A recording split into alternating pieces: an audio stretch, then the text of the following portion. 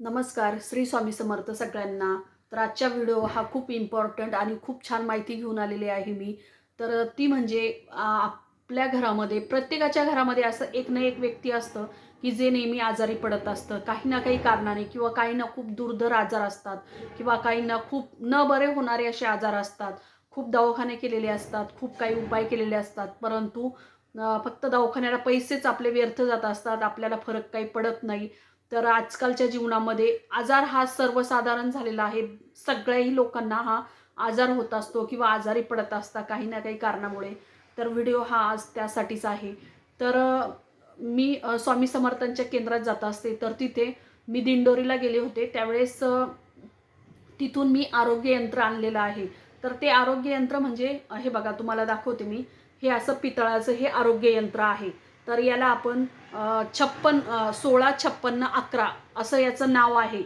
तर म्हणजे आजारीच असेल असं काही नाही, परंतु नाही आजारी जरी नसले, तरी त्यांच्यासाठी हे खूप कधी आजारी पडू नये. तर तुमच्या घरामध्ये जर खूप दुर्धर एखाद्या व्यक्तीला जर आजार असेल ना, तर तुम्ही हे असं यंत्र स्वामींच्या केंद्रामध्ये जिथे स्टॉल असतो तिथे किंवा तुम्ही दिंडोरीला किंवा गुरुपीठला जर गेला, तर हे असं यंत्र असतं. तर ते नक्की घेऊन या. हे अशा पाऊचमध्ये पॅकिंग पाऊचमध्ये हे त्याला त्याचं नावच आरोग्य यंत्र आहे. तर ते छोटंही भेटत असतं डब्बीमध्ये आणि हे पितळाचं आहे. याची प्राईज आहे ₹149. जास्त काही महाग नाही. परंतु यावरती जर आपण दररोज एखादी आजारी व्यक्ती असेल तुमच्या घरामध्ये किंवा कोणताही त्याला आजार झालेला असेल, जर तो बरा होत नसेल, तर तुम्ही हे यंत्र आणा. तर त्यावरती आपल्याला मंत्र म्हणायचा आहे. म्हणजे हे कसं घ्यायचं आहे, कसं म्हणजे यंत्र तयार करायचं. तर आपल्या देवघरातील हे यंत्र घ्यायचं आहे. त्यावरती आपल्याला महामृत्युंजय मंत्र म्हणायचा आहे. नंतर संजीवनी मंत्र म्हणायचा आहे. नंतर अमृत संजीवनी मंत्र म्हणायचा आणि असं म्हणत हे यंत्र एका पितळाचं म्हणजे आपलं जे देवांना अंघोळ घालतो किंवा एखादी वाटी असेल त्यामध्ये ठेवायचं आणि त्यावरती जलाभिषेक करत आपल्याला हे जे मंत्र सांगितलेले आहे महामृत्युंजय मंत्र, अमृत संजीवनी मंत्र आणि संजीवनी मंत्र ह्या तिन्ही मंत्रांचा जलाभिषेक करून हे यामधलं जे जलाभिषेकाचं पाणी असतं तर त्या व्यक्तीला प्यायला द्यायचं आहे. जरी तुमच्या घरामध्ये आजारी कुणी नसेल तर तुम्ही तुमच्या स्वतःसाठी सगळ्यांनी घरामध्ये घ्या म्हणजे आपण आजारी पडत नाही. कारण हे आपलं संरक्षण करणारं यंत्र आहे. तर मी हे दिंडोरीतून आणलेलं आहे. तर तुम्ही जर नक्कीच कधी गेलात तर तुम्ही घेऊन या. कारण खूप प्रभावशाली हे यंत्र आहे. कितीही मोठा आजार असू द्या तुमचा नक्कीच बरा होणार. कारण हा खात्रीशीर उपाय आहे. तर मीही घेऊन आले. तुम्ही पण जर कधी गेला तर त्यांना 16, 56, 11 असं यंत्राचं नाव आहे. तर ते घेऊन यायचं आणि दररोज आपल्या देव्हाऱ्यातच ठेवायचं आहे ते आणि दररोज अभिषेक करून याचं पाणी प्यायचं आहे.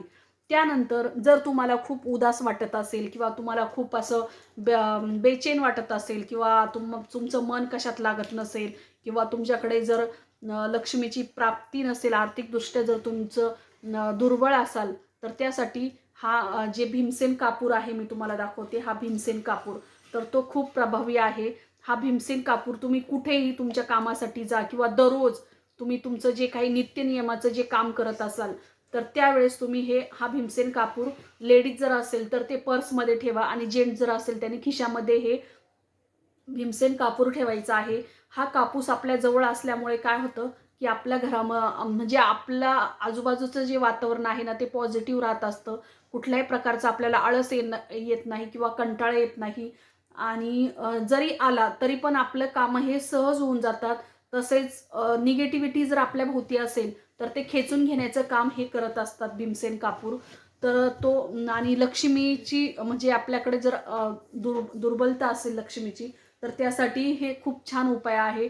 तर तुम्ही संध्याकाळच्या वेळेस जर दिवा लावतो, त्या दिव्यामध्ये जर थोडासा भीमसेन कापूर टाकला आणि लवंग टाकली, तर तुम्हाला घरात पॉझिटिव्हिटी आणि जी काही नकारात्मक ऊर्जा असेल ती नाहीशी होत असती आणि घरातलं वातावरण हे सकारात्मक आठवड्यातून एकदा तरी हा तुम्ही उपाय करायचा आहे. तर घरातलं वातावरण एकदम सकारात्मक होत असतं आणि हे दोन्ही उपाय तुम्ही एकदा तरी करून बघा. कारण आपण खूप दवाखाने करतो किंवा बाकीचं खूप आपण म्हणजे पैसे वेस्ट जातात आपले, परंतु आपल्याला काही परत असे भरपूर लोक आहेत की ते खूप कंटाळलेले आहे. त्यांना खूप आजारी असतात किंवा काही आदी-व्याधी असतात त्यांना. तर त्यासाठी तुम्ही हा उपाय नक्कीच करा. बघा तुम्हाला रिझल्ट 100% येणार. कारण खूप प्रभावी उपाय आहे हा आणि स्वतः गुरुमाऊलींनी हा उपाय दिलेला आहे. त्यामुळे तुम्ही नक्कीच करा. श्री स्वामी समर्थ.